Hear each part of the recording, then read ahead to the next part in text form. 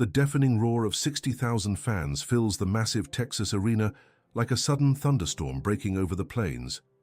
The air is thick, heavy with the unmistakable scent of worn leather, boot dust, and ice-cold beer spilled on concrete. As the harsh stadium lights dim into a deep, reverent blue, the unmistakable, mournful wail of a fiddle cuts through the darkness, announcing the opening chords of Amarillo by morning. The crowd erupts into an absolute frenzy, a tidal wave of pure adoration. On stage, George Strait, the undisputed king of country, steps up to the microphone. He is the very embodiment of the stoic cowboy, calm, grounded, and in absolute control of the chaos around him. But in the exact fraction of a second before he opens his mouth to sing that iconic first line, his steady eyes lock onto a very specific spot in the fifth row. What he sees shatters the protocol of a decades-long career. Suddenly, George raises his right hand. The fiddle falters and dies. The drums stop cold. The silence that crashes down upon the gigantic stadium is a physical shock, heavy, confusing, and breathless. A living legend has just halted his greatest hit right in the middle of the introduction, and 60,000 people hold their breath, sensing that the commercial spectacle has just given way to something profoundly real and overwhelming. The heat of the Texas night seems to radiate even inside the climate-controlled arena, carrying with it the memory of sun-baked asphalt and miles of open highway. This is George Strait's natural habitat. He has never needed the blinding pyrotechnics, the frantic dancers, or the smoke machines that other entertainers rely on to hold a room. His presence is rooted entirely in the quiet, unshakable ethic of the working man, the polite Southern manners that dictate a firm handshake, a respectful nod, and a life lived by the golden rule. He commands the massive space simply by standing there, a solitary figure anchored by his guitar and his impeccably creased Stetson.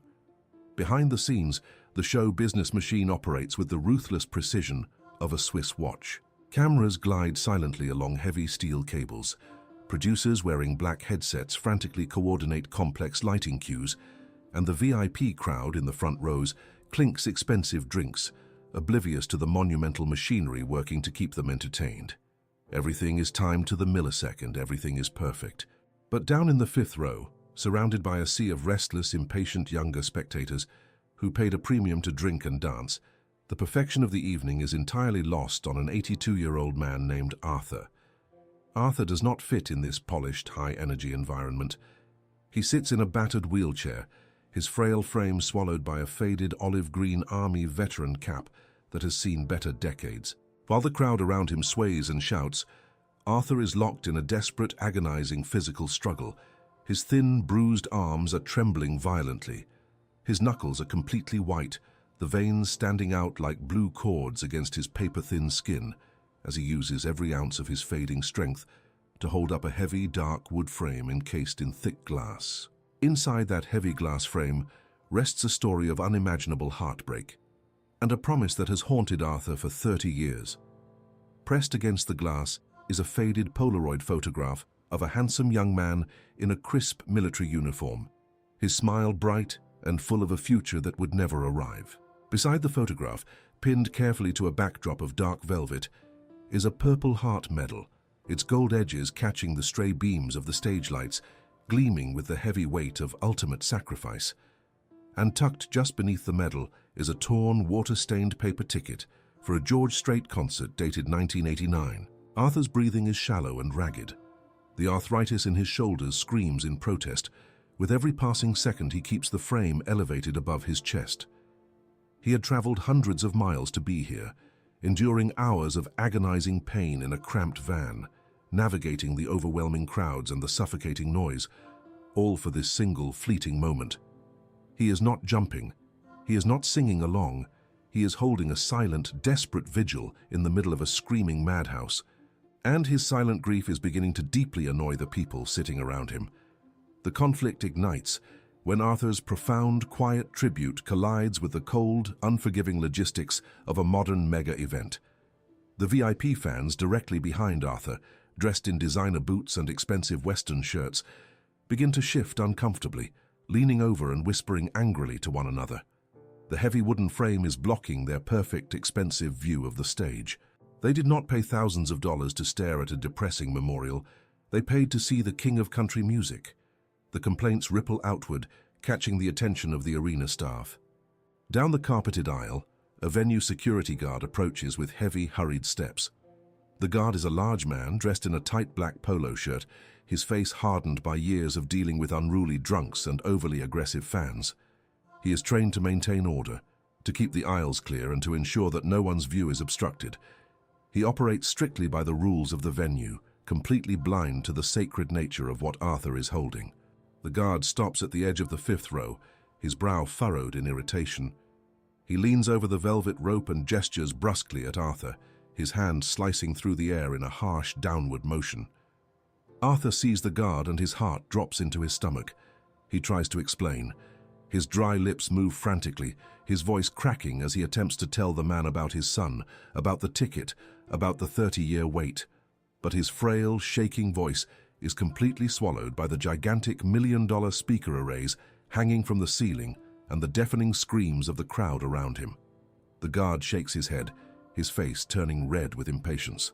He leans in closer, his imposing figure casting a dark shadow over the old man in the wheelchair, and points a thick finger directly at the wooden frame, mouthing the words to put it down immediately.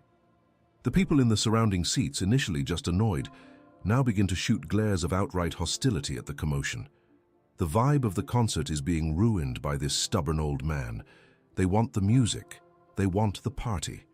The crushing weight of their collective apathy presses down on Arthur like a physical force. This is the moment Arthur breaks. The sheer physical exhaustion of holding the heavy glass, combined with the devastating public humiliation of being reprimanded like a disobedient child by an impatient security guard, destroys the old soldier's resolve. His shaking arms finally give out. The heavy wooden frame slips from his grip, crashing softly against his thin thighs.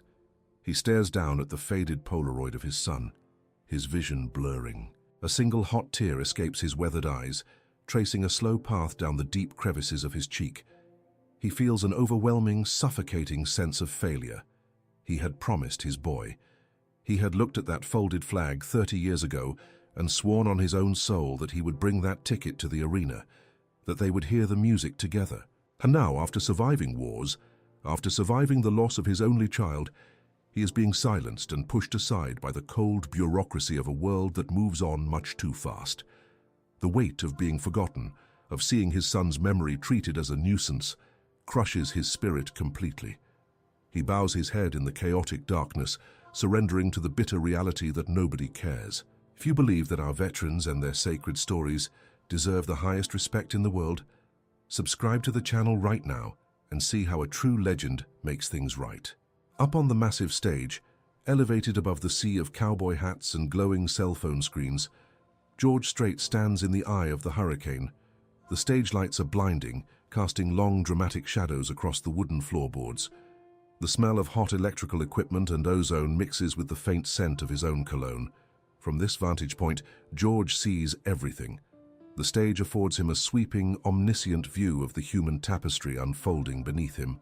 And his sharp, observant eyes, trained by a lifetime of reading crowds in smoky honky-tonks and massive stadiums alike, had caught the entire heartbreaking exchange in the fifth row. He saw the old man's trembling arms. He saw the flash of the gold medal behind the glass. He saw the aggressive, dismissive gestures of the security guard, and most importantly, he saw the devastating defeat in the old veteran's posture as the frame dropped to his lap. A profound, righteous stillness washes over the legendary singer. The stoic, gentle facade hardens into something resembling carved granite. The music is still swelling around him, the band perfectly in sync, the crowd roaring in anticipation of his voice. The producers in the wings are counting down the seconds. The lighting directors are preparing the next massive visual cue. Millions of dollars, months of planning, and the expectations of 60,000 people are resting squarely on his shoulders. The rule of the industry is simple. The show must go on. You do not stop the machine. You do not break the illusion. But George Strait was raised on the dusty, unforgiving ranches of South Texas, where a man's worth is measured not by the money in his pocket or the applause he receives, but by his willingness to stand up for what is right, especially when it is inconvenient. He knows the heavy, silent burden carried by those who serve. He knows the sacred weight of a promise. Without a single moment of hesitation, George steps back from the microphone stand. His hand gripping the neck of his acoustic guitar tightens. He raises his right arm high into the air, his palm open and flat. It is a silent, absolute command. The fiddle player, catching the movement out of the corner of his eye, drags his bow off the strings with a jarring, dissonant screech. The drummer freezes mid-beat. The bass guitar cuts out with a low, confused hum. The sudden, violent cessation of the music sends a shockwave of profound confusion through the arena. The roaring crowd falters, the cheers dying in their throats, replaced by a restless, murmuring wave of uncertainty. In the wings, the stage manager's face goes pale, frantically whispering into his headset, trying to understand if there has been a medical emergency or a technical catastrophic failure. But George does not look at the band. He does not look at the panicked producers. He unstraps his acoustic guitar and hands it silently to a bewildered technician who has rushed onto the stage. The stadium is now so quiet that the hum of the massive air conditioning units can be heard echoing off the concrete walls. George walks deliberately toward the very edge of the stage. His boots click rhythmically against the wood, each step echoing with a heavy, deliberate purpose. The smell of the dust kicked up by his boots seems to ground the moment in something ancient and real. He reaches the edge, crouching down slowly, his knees popping slightly in the quiet arena. He rests his forearms on his thighs and looks down directly into the fifth row. The security guard, who had been in the middle of turning away after forcing Arthur to lower the frame, freezes. He looks up, his eyes widening in sudden gripping terror as he realizes that the king of country music is staring a hole straight through him. George's face is completely unreadable, a mask of pure Texas stoicism, but his eyes burn with a quiet, undeniable authority. He looks at the guard, then looks at the frail old man in the wheelchair, and then back at the guard. Without lifting the microphone to his face, George gives a slow, deliberate shake of his head. His voice, unamplified but carrying the heavy, gravelly weight of absolute certainty, cuts through the tense air between the stage and the floor. He mouths the words slowly, ensuring the guard understands every single syllable. The words leave his lips without a microphone, but the sheer force of his presence makes the command echo in the mind of the security guard, as clearly as if it had been shouted through the stadium speakers. "Leave him be." The guard freezes completely, his heavy boots rooted to the concrete floor. The blood drains from his face, leaving him pale and suddenly very small under the crushing weight of George Strait's unwavering gaze. The man who just seconds ago was enforcing the cold, corporate rules of the venue now realizes he has just crossed a line that transcends venue policy. He has disrespected a sacred moment, and the king of country music has stopped his entire empire to hold him accountable. The guard swallows hard, his Adam's apple bobbing nervously and slowly, very slowly. He takes a step back, raising his hands in a silent gesture of surrender. He steps away from the velvet rope, melting back into the shadows of the aisle, his chest heaving with a sudden, overwhelming sense of shame. George watches the guard retreat, his face remaining a mask of pure, unyielding Texas stoicism. He does not gloat. He does not point a finger of accusation. He simply ensures that the threat to the fragile old man is gone. Satisfied, the legendary cowboy slowly stands back up to his full height. The leather of his boots creaks softly against the stage floor, a sound that is somehow audible in the breathtaking, unnatural silence that has gripped the massive arena. 60,000 people are holding their breath. The clinking of ice in expensive glasses has stopped. The restless shuffling of feet has ceased. The thick, humid air of the stadium feels charged with an electric tension, heavy with the scent of spilled beer, ozone from the lighting rigs, and the sudden, sharp tang of collective anxiety. Nobody knows what is happening. The illusion of the untouchable mega-concert has been shattered, replaced by a raw, unscripted reality that no one was prepared for. George turns his broad shoulders toward the center of the stage. He reaches out with a calloused hand and pulls the heavy steel microphone stand slightly closer. He wraps his fingers around the microphone, his grip firm and deliberate. When he speaks, his voice rolls through the million-dollar sound system like a low rumble of distant thunder across the Texas plains. It is a voice built on decades of singing about heartbreak, hard work, and the simple, unvarnished truths of life. It is calm, deeply respectful, and completely devoid of the artificial hype of a performer. He looks up toward the dark ceiling of the arena, toward the invisible catwalks where the lighting crew operates in the shadows. "Turn the house lights on," George commands, his voice smooth but carrying an absolute, unquestionable authority. "And bring a spot down here, right there, 5th row, center." For a fraction of a second, the producers in the control booth hesitate, paralyzed by the sudden deviation from the meticulously planned script. But you do not ignore George Strait. The lighting director scrambles, his fingers flying across the complex control board. Suddenly, the deep, moody blue stage lights are violently overpowered. A massive, blinding pillar of pure white light cuts down from the rafters, slicing through the smoky haze of the arena. The beam travels rapidly across the sea of cowboy hats and upturned faces until it locks onto its target, illuminating the 5th row with the intensity of the midday sun. The spotlight hits Arthur. The frail 82-year-old veteran flinches slightly, squeezing his eyes shut against the sudden, blinding glare. He is still sitting in his battered wheelchair, his thin shoulders slumped in defeat, the heavy wooden frame resting heavily on his lap. He looks so incredibly vulnerable, a fragile relic of a forgotten time trapped in the center of a modern spectacle. Around him, the wealthy VIP ticket holders, the ones who had complained about his tribute, suddenly find themselves bathed in the same harsh, unforgiving light. They blink, looking around in confusion, their expressions shifting from irritation to a sudden, creeping embarrassment as they realize the entire stadium is about to see exactly what they were trying to hide. Up on the massive, high-definition jumbotron screens flanking the stage, the image switches from a close-up of George Strait to a live, crystal-clear feed of Arthur. The colossal screens magnify every detail of the old man's sorrow. The deep, weathered lines carved into his face like dry riverbeds, the faded olive-green fabric of his army veteran cap, the single, glistening tear that has traced a path down his cheek and is now hanging from his trembling jaw. And then, the camera slowly pans down to his lap, zooming in on the heavy wooden frame he had fought so desperately to hold up. A collective, audible gasp ripples through the massive crowd. It starts in the front rows and rolls backward like a physical wave, echoing all the way up to the highest, cheapest seats in the rafters. 60,000 people are suddenly confronted with the raw, bleeding heart of a father's grief. The Jumbotron spares no detail. The screens show the frayed, water-stained edges of the 1989 concert ticket, its faded ink a testament to 3 decades of waiting.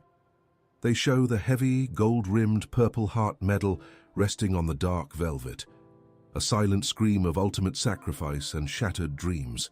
And they show the faded Polaroid photograph of the young, handsome soldier in his dress uniform, his smile bright, innocent, and completely unaware of the tragic fate waiting for him in the burning sands of a foreign desert. The silence in the arena deepens. It is no longer a silence of confusion. It transforms instantly into a silence of profound, crushing reverence. It is the silence of a packed church on a Sunday morning, the silence of a graveside service beneath a weeping willow tree.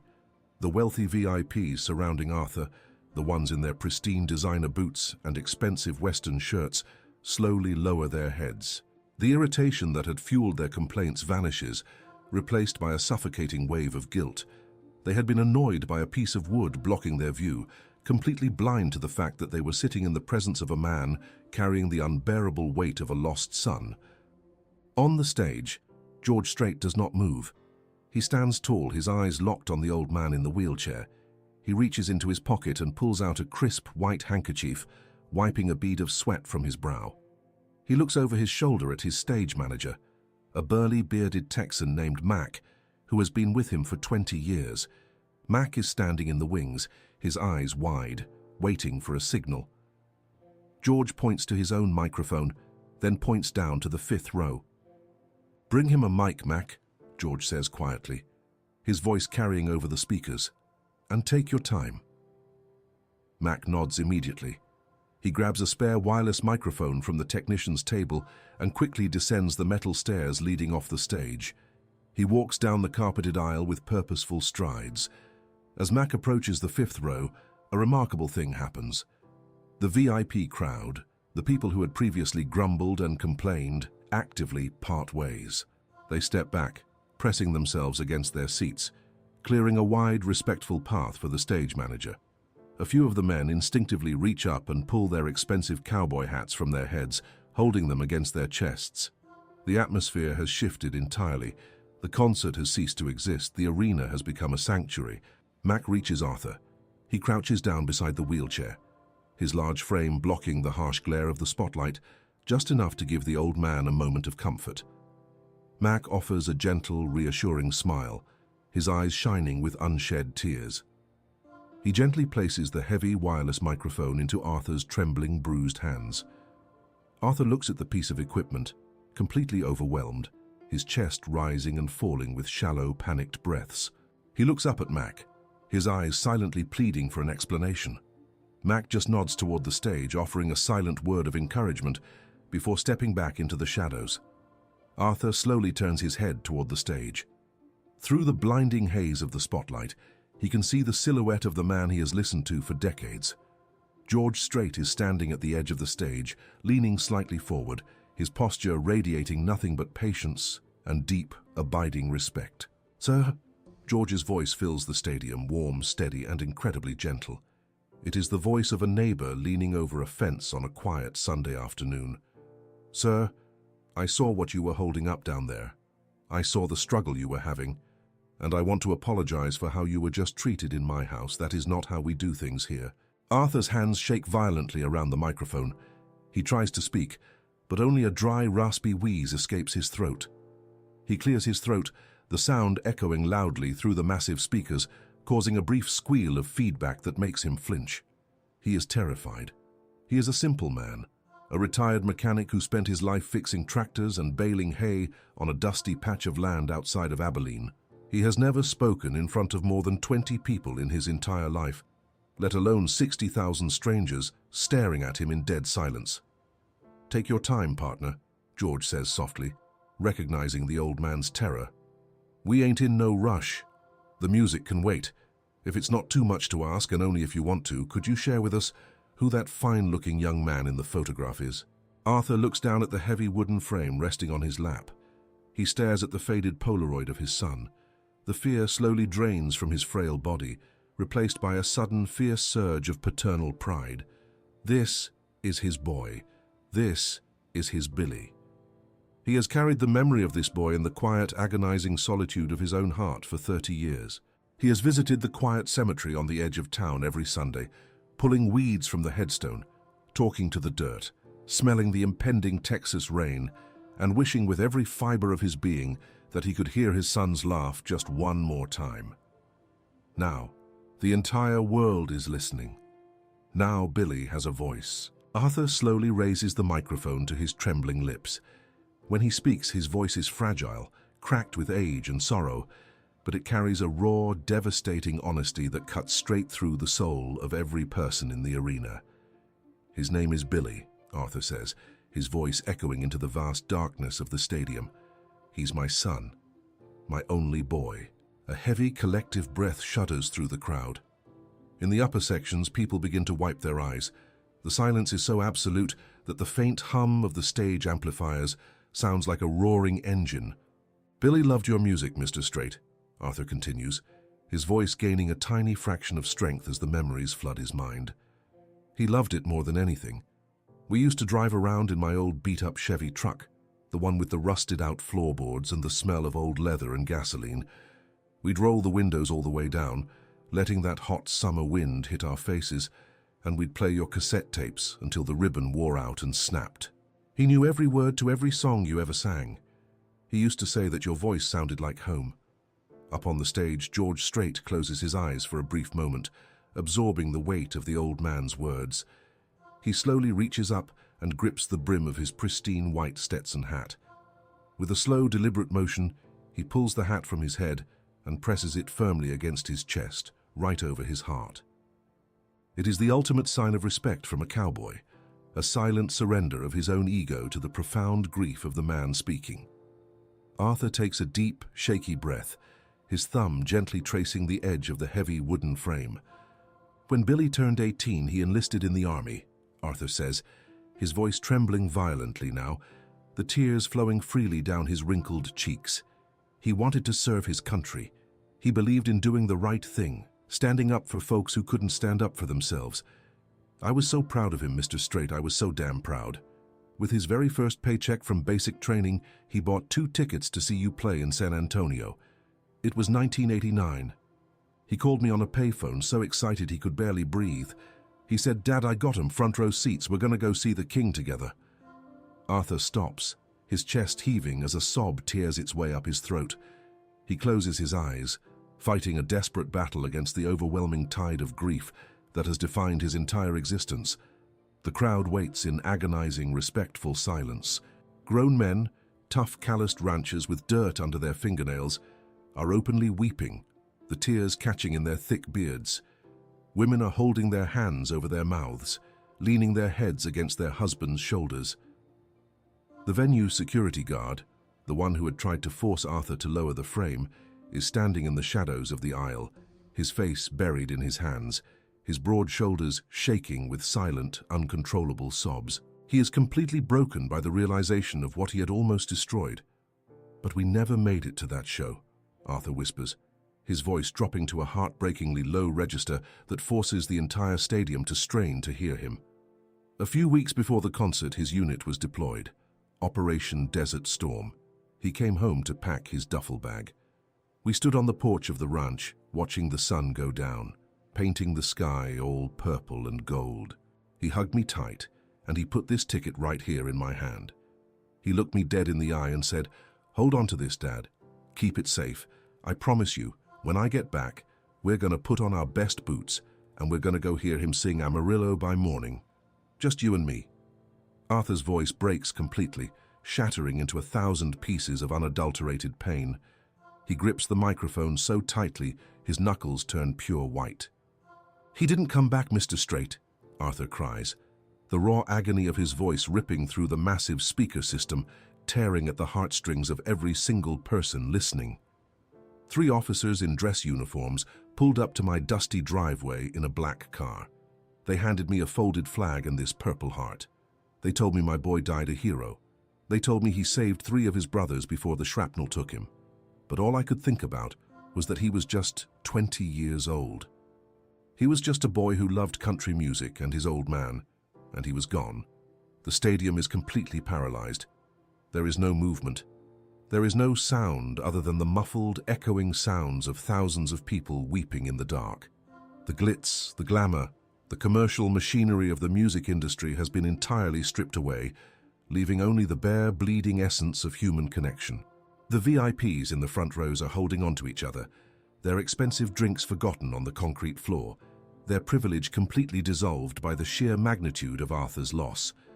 "I promised him," Arthur gasps, his tears falling onto the glass of the wooden frame, smudging the view of the faded Polaroid.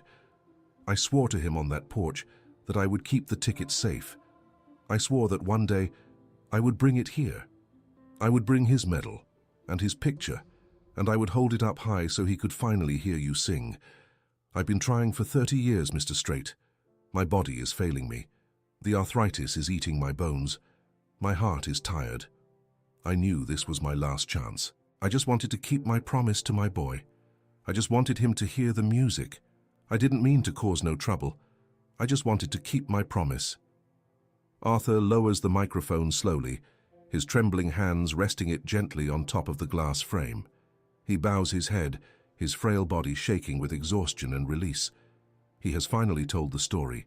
He has finally fulfilled his duty.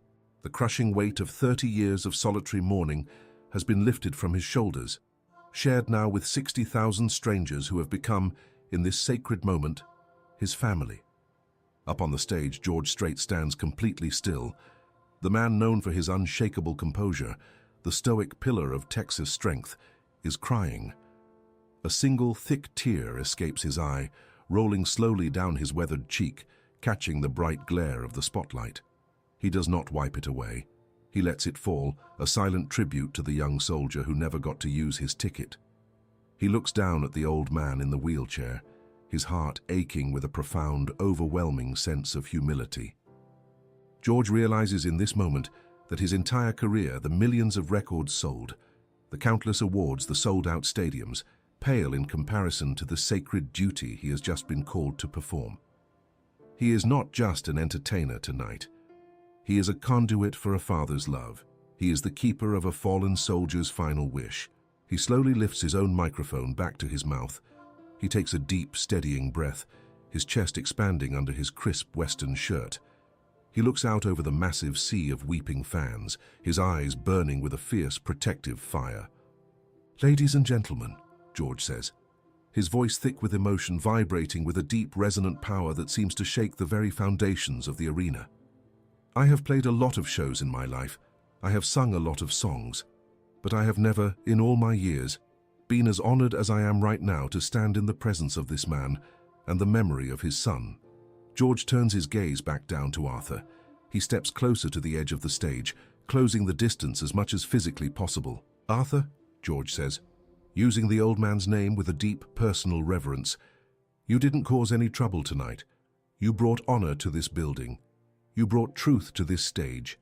Your boy Billy is a hero, and a promise made by a father to a son is the most sacred thing on God's green earth. You kept your promise, sir. You did right by your boy." George turns his head slightly and looks toward the dark wings of the stage, finding his band members who are standing frozen by their instruments, their own faces wet with tears. He gives them a slow, deliberate nod. "We were in the middle of a song when we stopped," George says, turning back to face the crowd. "But we are not going to sing it the way we usually do. Tonight, this song does not belong to me. It does not belong to the radio.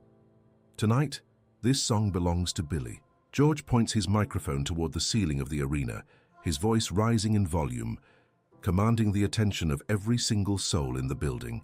"I want every single person in this arena to stand up on their feet," George commands, his voice echoing like thunder. "If you are able, you stand up. You take your hats off. You put your hands over your hearts. You do not cheer for me. You do not clap for me.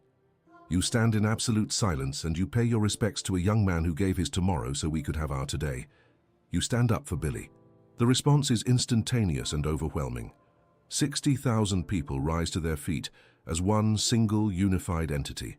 The sound of thousands of chairs flipping back echoes through the cavernous space. Hats are ripped from heads and pressed tightly against chests. Heads are bowed in deep collective reverence. The wealthy VIPs, the rowdy cowboys in the cheap seats, the venue staff, the security guards, everyone stands in absolute breathless silence. It is a breathtaking display of unity. A massive, spontaneous memorial service born out of the ashes of a forgotten promise. George Strait looks out over the silent, standing crowd, his heart swelling with a fierce pride for his fans. He looks down at Arthur, who is weeping openly now, his frail hands resting gently on the glass of the frame, his heart finally at peace. George turns back to the center of the stage. He puts his Stetson gently back on his head, adjusting the brim to hide his own tears. He reaches out and takes his acoustic guitar from the technician, strapping it over his shoulder. He steps up to the microphone, the silence in the stadium stretching out, heavy and expectant. He looks directly down at the fifth row, locking his eyes on the faded Polaroid behind the glass. "This is for you, Billy," George whispers into the microphone, his voice barely more than a rough, emotional rasp. "We finally made it." He raises his hand and gives a sharp nod to his fiddle player. The fiddle player raises his bow, his hand trembling slightly under the immense emotional weight of the moment. He presses the horsehair against the strings, and the first mournful note of Amarillo by morning slices through the absolute, breathless silence of the arena. It does not sound like a song about the rodeo anymore. Stripped of its commercial gloss, the melody transforms instantly into a raw, spiritual hymn, a haunting lament for lost youth and the agonizing beauty of a promise kept. The acoustic guitar joins in, a steady, driving heartbeat that resonates deep within the chest of every single person standing in the dark. The spotlight remains firmly fixed on the fifth row, bathing Arthur and his heavy wooden frame in a brilliant, unforgiving pillar of pure white light. George Strait steps up to the microphone. He does not look out at the vast sea of 60,000 standing fans. He does not look at the VIPs or the cameras. His eyes are locked entirely on the faded Polaroid photograph resting behind the smudged glass on Arthur's lap. When George opens his mouth to sing, his voice is noticeably thicker, carrying a profound, gravelly sorrow that no studio recording could ever capture. The lyrics, usually a testament to the hard, dusty life of a traveling cowboy, suddenly carry the devastating weight of a fallen soldier's sacrifice. When he sings about losing his saddle in Houston and breaking his leg in Santa Fe, the massive crowd hears the echoes of a young boy leaving the safety of his Texas home to face the brutal, unforgiving reality of a foreign desert. When he sings about having nothing but the clothes on his back, they see the folded American flag and the gold-rimmed purple heart resting on the velvet. Tears stream freely down George's weathered face as he delivers the performance of his lifetime. He is not performing for an audience. He is leading a congregation in a desperate, beautiful prayer for a soul that left this earth far too soon. Down in the fifth row, Arthur closes his eyes, his frail head falling back slightly as the music washes over him. The deep, resonant voice of the king of country music fills his fragile bones, vibrating through the heavy wooden frame he holds. He imagines his boy Billy, sitting right there next to him in the empty space wearing his best boots, his face lit up with that bright, innocent smile, singing along to every single word. The crushing, suffocating agony that has lived in Arthur's chest for 3 decades begins to fracture, breaking apart under the sheer overwhelming power of the music and the collective empathy of 60,000 strangers. As the song builds toward its iconic crescendo, the crowd remains standing in absolute reverent silence. Nobody dares to sing along. Nobody dares to raise a cell phone to record the moment. They simply stand, their hats pressed firmly against their hearts, their heads bowed, weeping openly in the dark. The wealthy executives, the roughneck oil workers, the tired mothers and the young teenagers are all united by the profound, universal truth of human loss and the sacred duty of remembering those who fell. When George reaches the final lingering note of the song, he does not pull back from the microphone. He holds the note, letting his voice soar into the rafters, a triumphant, desperate plea to the heavens, ensuring that the sound reaches far beyond the concrete walls of the arena, all the way up to the stars. The fiddle fades out. The guitar strums one final echoing chord, and then there is only silence. For 10 agonizing, beautiful seconds, the stadium is completely quiet. The spotlight slowly dims on Arthur, leaving him in a soft, gentle glow. George Strait stands at the microphone, his head bowed, his chest heaving as he catches his breath. He slowly reaches up, takes his white Stetson hat off his head and holds it high in the air, pointing it directly at the old man in the wheelchair. The applause does not start as a roar. It starts as a low, rumbling wave of profound respect. It builds slowly, steadily, as 60,000 people begin to clap, not with the frantic energy of fans at a concert, but with the heavy, deliberate rhythm of a military salute. The sound grows, swelling into a deafening, thunderous ovation of pure love and honor that shakes the very foundation of the building. Men are whistling through their tears. Women are shouting Billy's name into the air. Down in the aisle, the heavy-set venue security guard, the man who had aggressively tried to force Arthur to lower his tribute, steps out of the shadows. His face is red and swollen from crying. He walks slowly toward the fifth row, completely ignoring the venue protocols he had sworn to uphold. He stops right beside Arthur's wheelchair. The large, imposing man slowly sinks to his knees on the concrete floor, bringing himself down below the eye level of the frail veteran. He reaches out with a trembling hand and gently touches the edge of the heavy wooden frame. "I am so sorry, sir," the guard whispers, his voice cracking with a deep, profound shame. "I didn't know. I was just doing my job, but I was blind. I am so incredibly sorry. Your son is a hero. You are a hero. Please forgive me. You are a..." Arthur opens his eyes and looks down at the weeping guard. The old mechanic, a man who has lived his entire life by the quiet, forgiving grace of his Christian faith, does not hold on to anger. The heavy burden of resentment has no place in his heart tonight. Arthur slowly lifts his bruised, trembling hand from the glass and rests it gently on the broad shoulder of the security guard. "It is all right, son," Arthur says, his voice weak but filled with an overwhelming, peaceful warmth. "You didn't know. Billy wouldn't want me to be angry. He would just be happy you're here listening. We are all just doing the best we can. The guard bows his head, sobbing openly against the armrest of the wheelchair, completely humbled by the unmerited grace of a man who has lost everything. Up on the stage, the concert eventually resumes, but the atmosphere has been permanently altered. The commercial spectacle is gone. The rest of the show feels like a massive, intimate family gathering. George sings his hits, but he sings them with a renewed, fiery passion, constantly glancing down at the fifth row to ensure Arthur is comfortable. When the final chords of the encore ring out and the house lights finally come up, the massive crowd begins to slowly file out of the arena. But the rules of the music industry do not apply to Arthur tonight.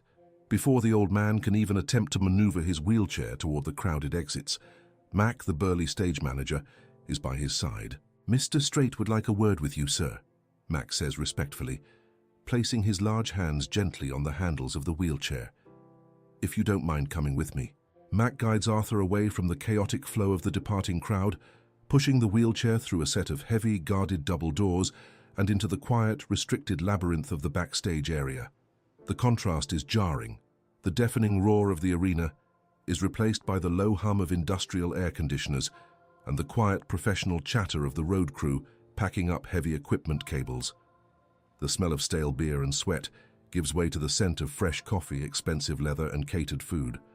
Max stops in front of a heavy wooden door marked with a simple, unadorned star. He knocks twice and opens it, gently pushing Arthur inside. The dressing room is quiet and dimly lit, furnished with comfortable leather couches and heavy wooden tables. George Strait is sitting on the edge of a couch, his acoustic guitar resting in its velvet-lined case nearby. He has taken off his pristine white Stetson, his hair slightly damp with sweat from the grueling performance.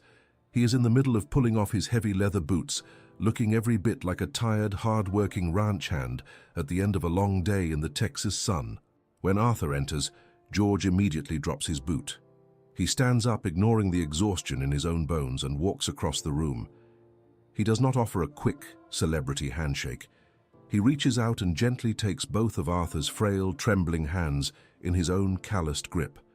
"Thank you for staying, Arthur," George says quietly, his eyes still red-rimmed from the emotion of the stage.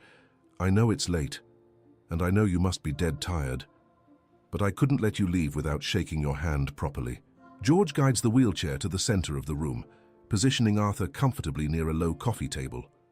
The superstar turns to a small side table, picks up a silver carafe, and pours 2 cups of steaming black coffee. He walks back, handing one of the warm ceramic mugs to the old veteran, serving him with the quiet, humble deference of a man who truly understands the meaning of respect. They sit in the quiet dressing room as the massive stadium empties out around them. There are no cameras. There are no publicists taking notes.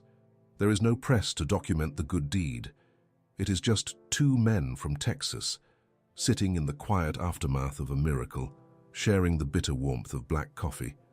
"Tell me more about him," George says softly, leaning forward on the leather couch, resting his elbows on his knees. "Tell me everything. I want to know the boy who bought that ticket." And so Arthur talks.